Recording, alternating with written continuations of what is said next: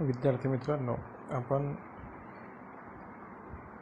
वाणिज्य संघटन आणि व्यवस्थापन या विषयातील पहिलं प्रकरण व्यवस्थापनाची तत्त्वे याला सुरुवात केलेली आहे.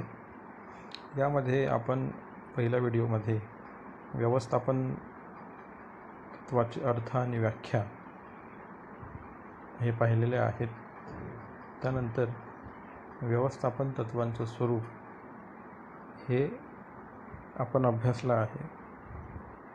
यामध्ये व्यवस्थापनाची जी काही तत्त्व आहेत, तत्त्व म्हणजे थोडक्यात एक मूलभूत सत्य किंवा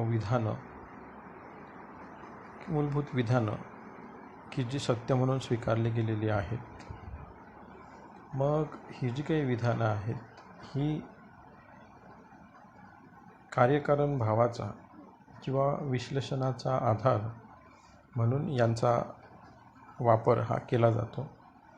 किंवा जे काही निर्णय आहे व्यवस्थापन करताना जे काही निर्णय आहेत ते निर्णय घेत असताना व्यवस्थापकाला ही व्यवस्थापनाची तत्त्व ही मदत करत असतात किंवा मार्गदर्शन करत असतात. मग व्यवस्थापनाची जी काही तत्त्व आहेत यांचं स्वरूप आपण या आधीच्या व्हिडिओमध्ये पाहिलं. व्यवस्थापनाची जी काही तत्त्व आहेत विविध विचारवंतांनी आपल्या अभ्यासातून व परीक्षणातून जी काही तत्त्व आहेत ती आपल्यासमोर मांडलेली आहे. मग ही जी काही तत्त्व आहेत ही व्यवस्थापनाची तत्त्वे व्यवस्थापकाला विविध प्रकारच्या ज्या काही संघटना आहे, संस्था आहे, कंपनीज आहेत, दवाखाने आहेत, हॉस्पिटल्स आहेत, महाविद्यालय आहे, या प्रत्येक ठिकाणी जे काही व्यवस्थापन केलं जातं त्या वेगवेगळ्या प्रकारच्या संस्थांमध्ये ही व्यवस्थापनाची तत्त्वे व्यवस्थापकाला निर्णय घेण्यासाठी किंवा तिथल्या समस्या समजून घेण्यासाठी त्यावर उपाय शोधण्यासाठी मार्गदर्शन करत असतात. व्यवस्थापनाची तत्त्व ही सार्वत्रिक आहे की जे सर्वच प्रकारच्या संस्थांमध्ये लागू होतात. पहिलं स्वरूप त्याचं आहे व्यवस्थापनाची तत्त्व ही सार्वत्रिक आहे.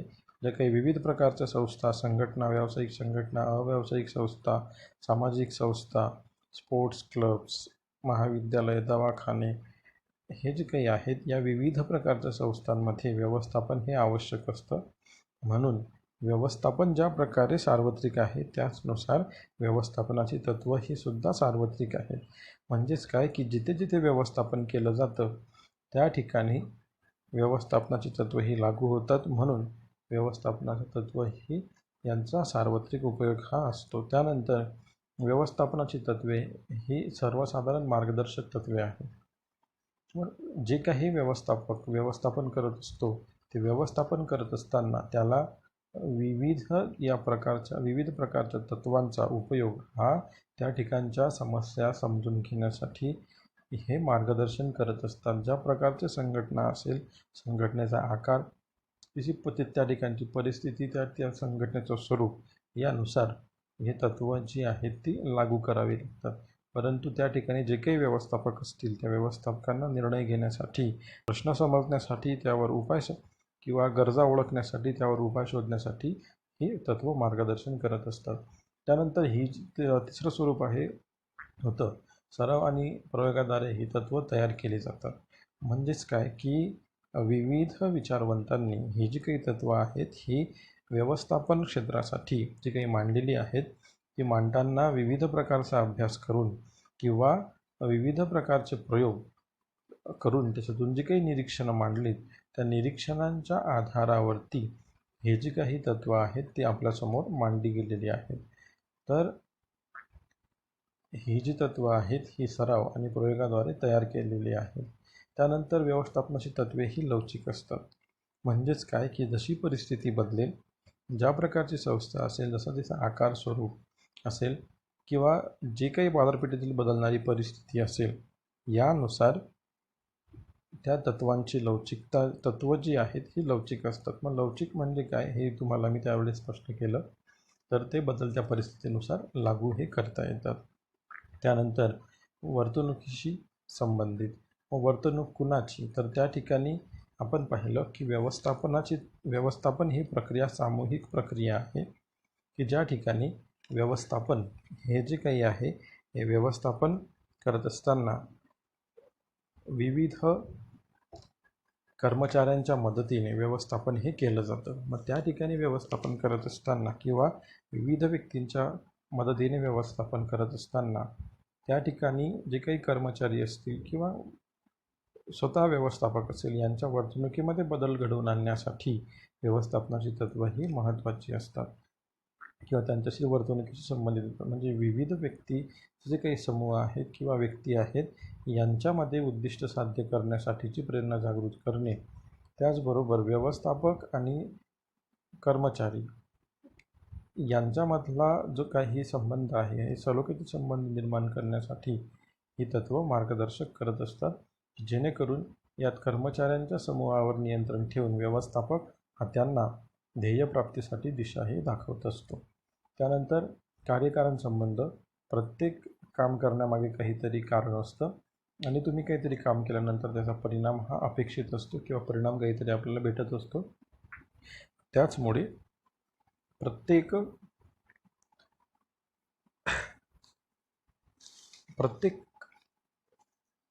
कार्यामागे, प्रत्येक कृतीमागे जे काही अपेक्षित परिणाम आहेत ते आपल्याला भेटतात. म्हणून आपल्या कृतीचा आणि परिणामांमधील जो काही संबंध आहे तोच कार्यकारण संबंध निश्चित करण्याचं काम व्यवस्थापनाची तत्त्वे ही करत असतात. म्हणून या ठिकाणी कार्यकारण संबंध, कारण आणि परिणाम याच्यातील संबंध निश्चित करण्याचं काम ही व्यवस्थापनाची तत्त्वेही करत असतात. त्यानंतर सर्व तत्त्वांना एकसारखेच महत्त्व. व्यवस्थापनाचं कोणतंही तत्त्व हे कमी महत्त्वाचं नाही किंवा एखादं कोणतंही तत्त्व हे जास्त महत्त्वाचं नाही, तर सर्वच तत्त्व ही एकसारखी आहेत, एकसारखंच महत्त्व त्यांना आहे. व्यवस्थापकाने व्यवस्थापन करत असताना कोणतंही तत्त्व टाळून किंवा ते सोडून चालत नाही, तर त्याला सर्व तत्त्व ही लागूच करावी लागतात. सर्व तत्त्वांचा वापर त्या ठिकाणी करावा लागतो. जर एखादं तत्त्व योग्य प्रकारे वापरलं गेलं नाही तर त्याचा परिणाम हा इतर संस्थेच्या कार्यावरती हा दिसून येत असतो. मग विद्यार्थी मित्रांनो, यानंतर आपण आता बघणार आहोत व्यवस्थापन तत्त्वांचं महत्त्व. मग व्यवस्थापनाची जी काही तत्त्वे आहेत ही का महत्त्वाची आहेत? खरं तर व्यवस्थापन जी काही प्रक्रिया केली जाते आहे, ह्या प्रक्रिया करत असताना जी काही तत्त्व आहेत हे प्रत्येक परिस्थितीत व प्रत्येक प्रकारच्या व्यवसाय संघटनांमध्ये लागू होत असतात. मग त्या संस्थांचा आकार जसा असेल किंवा जशी आवश्यकता असेल त्यानुसार ही तत्त्व ही लागू केली जातात. मग या तत्त्वांचा वापर व प्रयोग अनेक वर्षांपासून जगामध्ये होत आहे. आता खरं तर जेव्हा हा वापर सुरू झाला किंवा जेव्हा ही तत्त्व समाजासाठी या विचारवंतांनी आपल्यासमोर मांडली, तर तेव्हाच्या परिस्थितीनुसार ही तत्त्व मांडली गेलेली आहेत.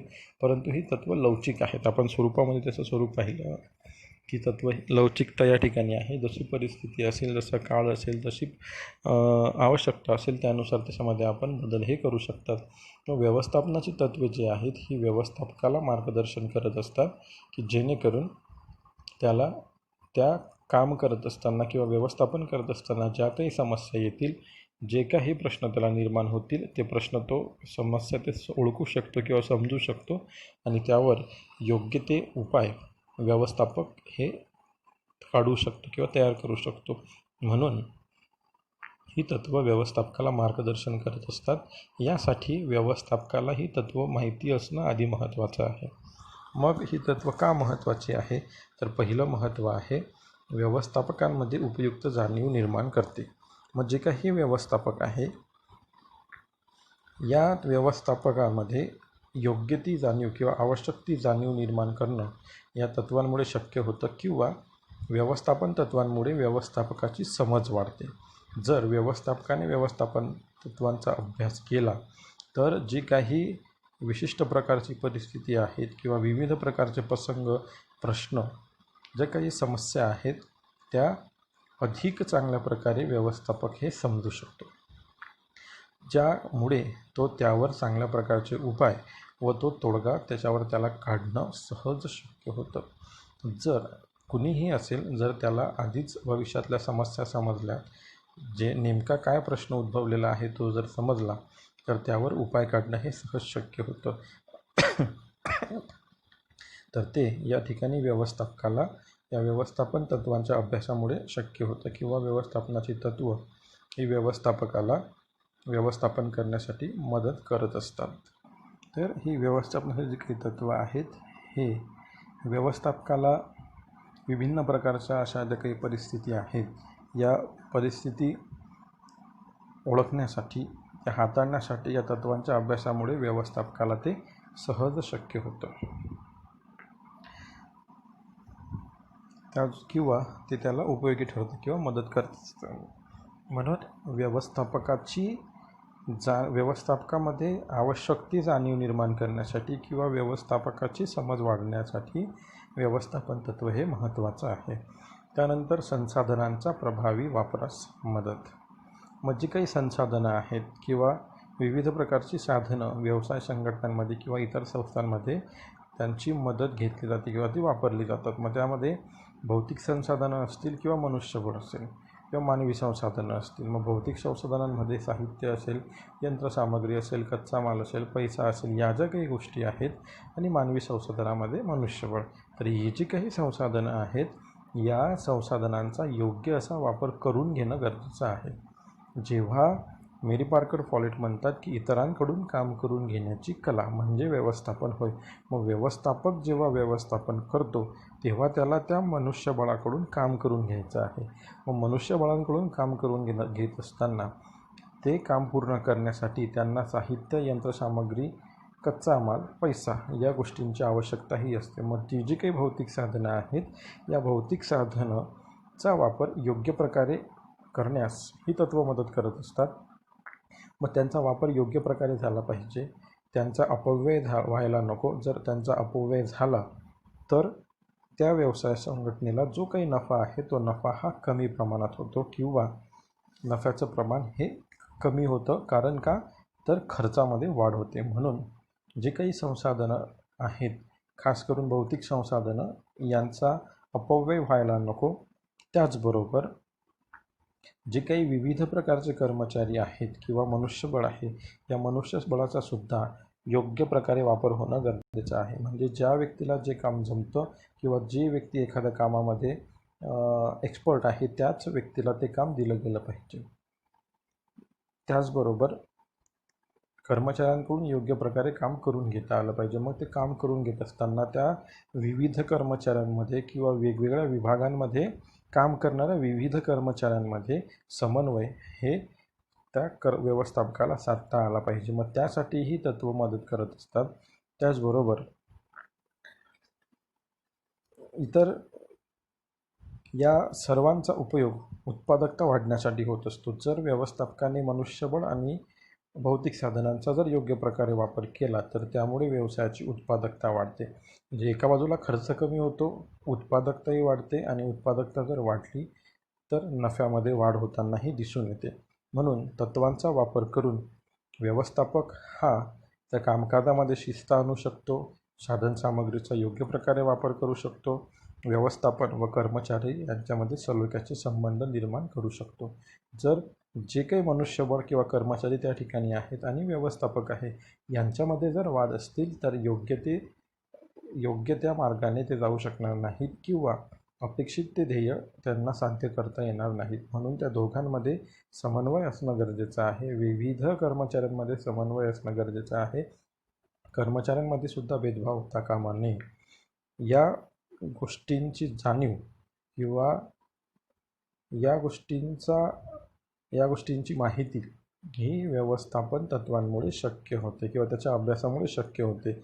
म्हणजेच काय तर व्यवस्थापनाची तत्त्व ही संसाधनाच्या प्रभावी वापरास, जी काही संसाधनं आहे त्यांचा योग्य वापर करण्यासाठी किंवा कर्मचाऱ्यांची कार्यक्षमता वाढवण्यासाठी मदत ही करत असतात. त्यानंतर तिसरं महत्त्व आहे शास्त्रीय निर्णय. व्यवस्थापनाची जी काही तत्त्व आहेत, ही व्यवस्थापनाची तत्त्व ही शास्त्रीय निर्णय घेण्यासाठी व्यवस्थापकाला मदत करत असतात. नेमकं शास्त्रीय निर्णय म्हणजे काय तर व्यवसाय संघटनेत पद्धतशीर व संतुलित निर्णय घेणे म्हणजे शास्त्रीय निर्णय होय. मग जो काही निर्णय त्या ठिकाणी व्यवस्थापक घेत असेल तो पद्धतशीर असला पाहिजे, तो इतरत्र नुकसान करणारा त्यांना नसावा व संतुलित अशा प्रकारचे निर्णय की ज्याने घेतलेला निर्णय हा व्यवसाय संघटनेवरती कोणत्याही प्रकारचा परिणाम करणार नाही. मग जर त्या प्रकारचे निर्णय किंवा मग एक योग्य दिशेने घेतलेला निर्णय त्याचा असला गरजेचा आहे. या प्रकारच्या निर्णयांना शास्त्रीय निर्णय असे म्हणत असतात. मग जेव्हा काही एखाद्या प्रकारच्या गंभीर परिस्थिती व्यवसाय संघटनांमध्ये उद्भवतात, या परिस्थितीवर मात करणं या योग्य निर्णयांमुळे किंवा शास्त्रीय निर्णयांमुळे शक्य होत असतं.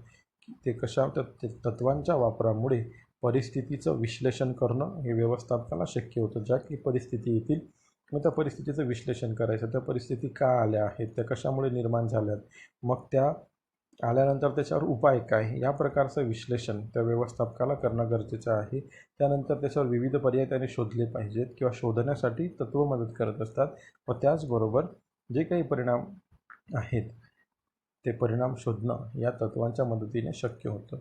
म्हणजेच काय की जे काही निर्णय त्या ठिकाणी व्यवस्थापक घेतो या तत्त्वांच्या आधारामुळे ते निर्णय हे शास्त्रीय पद्धतीने किंवा शास्त्रीय निर्णय घेतले जाऊ शकतात.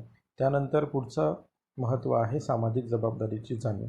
मी तुम्हाला जेव्हा सिलेबस स्पष्ट केला त्यावेळेस आपल्याला सामाजिक जबाबदारी हे जे काही प्रकरण आहे त्यावेळेस मी तुम्हाला सांगितलं की सामाजिक जबाबदारी म्हणजे नेमकं काय किंवा व्यवसायाची सामाजिक जबाबदारी काय. तर प्रत्येक व्यवसाय हा समाजावरती त्याच्या आदान आणि प्रदानासाठी अवलंबून असतो. मग जेव्हा त्याचं आदान आणि प्रदान यासाठी जर तो समाजावर अवलंबून असतो तर प्रत्येक व्यवसायाचं समाजासाठी काहीतरी देणं हे लागतं. आपण या सध्या उद्भवलेल्या परिस्थितीमध्ये या कोरोना सदृश्य परिस्थितीमध्ये आपण आपण पाहिलं की भारत सरकारला केंद्र सरकारला रतनजी टाटा यांनी 1500 कोटी रुपये पंतप्रधान निधीमध्ये त्यांनी ते दान केलेत. त्यानंतर रिलायन्स समूहाने काही दान केले, काही त्यांच्यामार्फत सॅनिटायझर्स वाटले गेलेत, काही हॉस्पिटल्सचे बेडचा खर्च त्यांनी उचलला, जेवणाची पाकिटं वाटली गेली. असे अनेक प्रकारचे व्यवसाय संस्था, अनेक प्रकारच्या संघटना यामध्ये सेवा देण्यासाठी काम करत आहेत. तर या प्रकारच्या जे काही जबाबदाऱ्या आहेत या प्रकारच्या जबाबदाऱ्या या व्यवसाय संघटनांच्या असतात किंवा समाजासाठी त्यांचं काहीतरी दायित्व हे असतं. मग फक्त नफा कमवणे, जरी नफा कमवणं हा जरी प्रत्येक व्यवसायाचा प्रमुख हेतू असला तरी फक्त नफा कमवणं किंवा नफा मिळवण्यावर लक्ष केंद्रित न करता समाजाप्रती ज्या काही असणाऱ्या जबाबदाऱ्या आहेत त्यांचा विचार करणंसुद्धा अपेक्षित असतं. तर ती जाणीव या व्यवस्थापन तत्त्वांमुळे व्यवस्थापकांमध्ये निर्माण करण्याचं काम हे व्यवस्थापनाची तत्त्वे जी आहेत ती सामाजिक जबाबदारीची जाणीव या व्यवस्थापन तत्त्वांमुळे या व्यवस्थापकामध्ये विकसित होते किंवा त्याला ती जाणीव या ठिकाणी होत असते. मग ही तत्त्वे जी आहेत ही तत्त्वे ही व्यवस्थापकाला सामाजिक जबाबदारी समजण्यास मदत करत असतात. मग अनेक प्रकारच्या जबाबदाऱ्या आहेत व्यवसाय संघटनांच्या.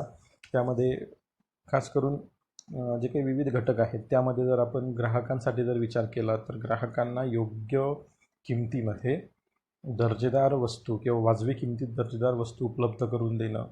त्यानंतर उत्पादन क्षेत्रामध्ये जी काही मक्तेदारी आहे ती मक्तेदारी त्या ठिकाणी टाळणं किंवा कृत्रिम मक्तेदारी टाळणं की जेणेकरून वस्तूंचा साठा करून ठेवायचा आणि लोकांना त्या वस्तू पुरवायच्या नाही, म्हणजे भविष्यात ते किंवा लोकांना ते जास्त किमतीने घ्याव्या लागतील अशी परिस्थिती त्यांनी निर्माण करू नये. त्यानंतर जे काही कर्मचारी आहेत कर्मचाऱ्यांसाठी जर त्यांची जबाबदारी असेल तर कर्मचाऱ्यांना त्यांच्या कामासाठी योग्य मोबदला दिला पाहिजे. ते काम ज्या ठिकाणी करतात त्या कामा ठिकाणची जागा ही योग्य असली पाहिजे. तर या प्रकारच्या ज्या काही जबाबदाऱ्या आहेत भांडवलदार असतील तर भांडवलदारांना योग्य मोबदला दिला गेला पाहिजे. शासन असेल तर सरकारला योग्य वेळी योग्य कर हा त्यांनी भरला पाहिजे. पर्यावरण संरक्षणासाठी उपाय योजले पाहिजे. या ज्या काही प्रकारच्या सामाजिक जबाबदाऱ्या आहे यांची जाणीव निर्माण करण्याचं काम किंवा ती समजण्यासाठी व्यवस्थापनाची तत्त्वे ही मदत करत असतात. त्यानंतर संशोधन आणि विकासास प्रोत्साहन. मग व्यवस्थापनाची जी जी काही आहेत ही व्यवस्थापनाची तत्त्व ही विविध प्रकारचे संशोधन आणि प्रयोग करून आपल्यासमोर मांडली गेलेली आहेत. तर आता जी काही मांडली गेलेली आहेत ती मांडत असताना ज्यावेळेस आजच्या 100 वर्षापूर्वी जेव्हा ती काही आपल्यासमोर मांडली गेली तर त्यावेळची परिस्थिती ही वेगळी होती आणि आज अचानक बदल हा झालेला आहे. जेव्हा तर आजच्या परिस्थितीचा जर आपण विचार केला तर आजची परिस्थिती ही गतिमान आहे की ज्याच्यामध्ये काही क्षणाक्षणाला परिस्थिती ही बदलणारी आहे. मग त्या कारणामुळे जे काही तत्त्व त्या परिस्थितीनुसार किंवा त्या परिस्थितीला अनुसरून त्या काळामध्ये ही तत्त्व मांडली गेलेली आहेत किंवा विकसित केलेली आहेत. मग जेव्हा ही तत्त्व विकसित केली गेली तर आजच्या परिस्थितीत ही लागू करताना याच्यामध्ये आवश्यक ते बदल करणं हे अपेक्षित आहे. मग ते बदलत्या परिस्थितीनुसार, बदलत्या गरजेनुसार, काळानुसार व्यवस्थापक जो आहे हा त्या तत्त्वांमध्ये बदल करू शकतो आणि ते आजच्या परिस्थितीनुसार त्या संस्थांमध्ये तो किंवा त्या संघटनांमध्ये तो लागू करू शकत असतो. मग ही तत्त्वे जी आहेत ही काळाच्या गरजेप्रमाणे बदललेली आहेत.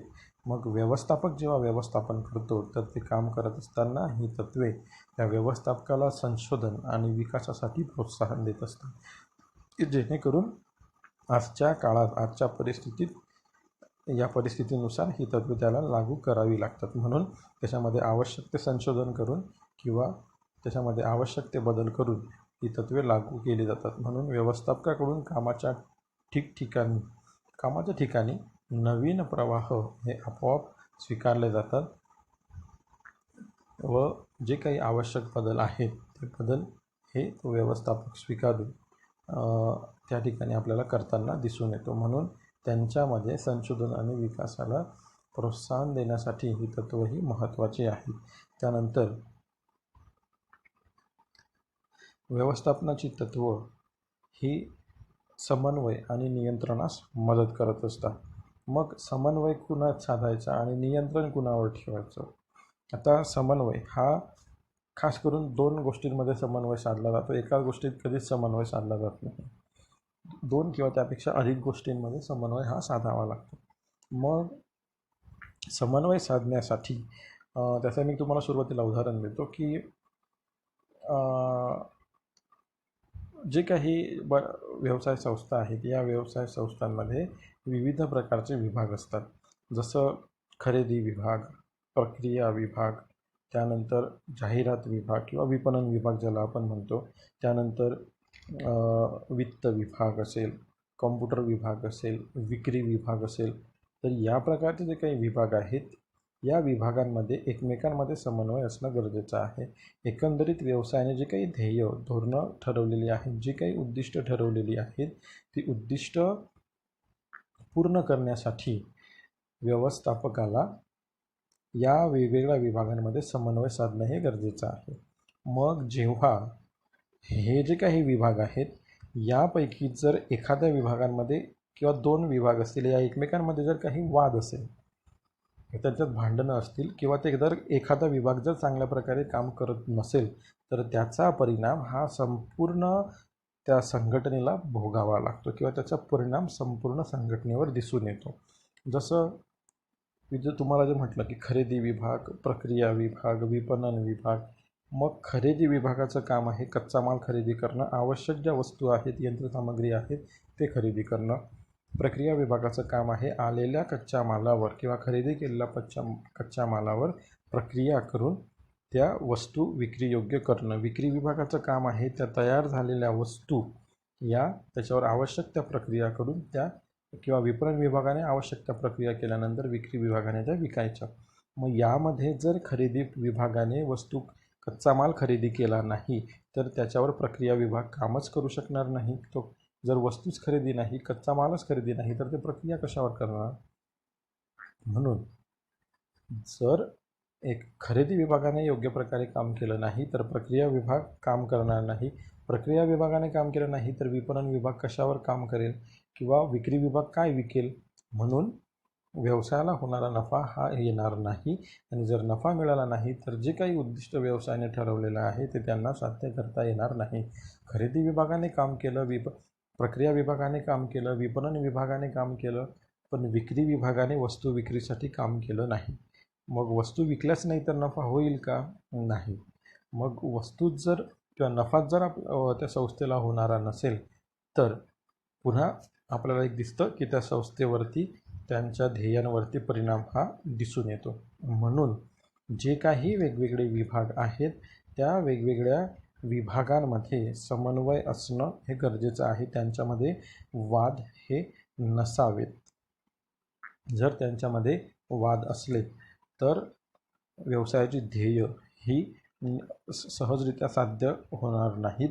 म्हणून वेगवेगळ्या विभागांमध्ये समन्वय साधण्यासाठी व्यवस्थापनाची तत्त्व ही व्यवस्थापकाला मदत करत असतात. त्याचबरोबर जे काही कर्मचारी त्या ठिकाणी काम करत आहेत किंवा जे काही कार्य त्या ठिकाणी केलं जात आहे ते योग्य प्रकारे केलं जातं आहे किंवा नाही हे बघणं किंवा याचं विश्लेषण करणं म्हणजेच नियंत्रण होय. तर हे नियंत्रण करण्यासाठी व्यवस्थापकाला व्यवस्थापनाची तत्त्वे ही मदत करू शकत असतात. त्यामुळे समन्वय आणि नियंत्रण योग्य प्रकारे जर त्या ठिकाणी होत असेल तर त्यामुळे संघटनेची उद्दिष्टे जी काही आहेत ते सहज साध्य होऊ शकतात किंवा ते साधले जाऊ शकतात. त्यानंतर शेवटचं महत्त्व आहे वस्तुनिष्ठ भूमिका घेण्यास मदत. वस्तुनिष्ठ म्हणजे काय तर उद्देशपूर्ण भूमिका घेण्यास मदत. मग उद्देशपूर्ण म्हणजे काय की जे उद्दिष्ट सुरुवातीला ठरवली गेलेली आहेत ती उद्दिष्ट किंवा ती ध्येय गाठण्यासाठीच्या मार्गाने पावलं उचलणं. म्हणजे आपल्याला जर एखाद्या गावाला जायचं असेल तर त्या गावाचं अंतर किंवा त्या गावाला पोहोचण्यासाठीचा मार्ग आपण निवडतो. रस्त्याने जेव्हा आपण प्रवास करत असतो रस्त्याने प्रवास करत असताना आपल्याला अनेक प्रकारचे बोर्ड हे रस्त्याने लावलेले दिसतात आणि त्या ठिकाणी दिलेलं असतं की या ठिकाणाहून एवढ्या किलोमीटरवरती हे गाव आहे. मग आपण त्या ठिकाणी जात असताना आपण जर उद्देश्य जर आपलं एखाद्या गावाला पोहोचणं आहे, एखाद्या शहरात पोहोचणं आहे, आपण समोर दिलेला मार्ग जर नाही निवडला आणि आपण जर चुकीच्या मार्गाने जाण्याचा निर्णय जर घेतला तर कदाचित आपण त्या उद्देशापर्यंत त्या गावापर्यंत पोहोचू शकणार नाहीत किंवा त्या गावाला आपण वेळेत त्या ठिकाणी जाऊ शकणार नाही. म्हणून काय की जे उद्दिष्ट संघटनेने ठरवलेलं आहे त्या उद्देशाच्या मार्गाने निर्णय घेणं हे संघटनेसाठी गरजेचं असतं आणि ते उद्देशपूर्ण भूमिका घेण्यासाठी ठरवलेली उद्दिष्टांच्या मार्गाने जाण्यासाठी व्यवस्थापनाची तत्त्व ही व्यवस्थापकाला मदत करत असतात. मग त्या प्रकारची भूमिका घेत असताना व्यवस्थापकाला जे काही समस्या आहेत या समस्यांचे योग्य आकलन होतं किंवा ते आकलन होण्यासाठी व्यवस्थापनाची तत्त्व त्यांना मदत करत असतात. त्याचबरोबर जे काही वस्तुनिष्ठ उपाय आहेत त्या येणाऱ्या समस्यांवरती योग्य अशा प्रकारचे वस्तुनिष्ठ किंवा उद्देशपूर्ण उपाय शोधण्यास या तत्त्वांमुळे मदत होते. त्यामुळे व्यवस्थापक जो आहे हा योग्य निर्णय घेऊ शकतो आणि त्याचबरोबर त्याचा आत्मविश्वास जो आहे त्याच्यामध्ये आत्मविश्वास हा त्यामुळे निर्माण होत असतो. यानंतर पुढच्या व्हिडिओमध्ये आपण व्यवस्थापनाचे सिद्धांत जे काही आहेत याचा अभ्यास या व्यवस्थापन तत्त्वांच्या व्यवस्थापनाचे सिद्धांत आहेत याचा अभ्यास करणार आहोत.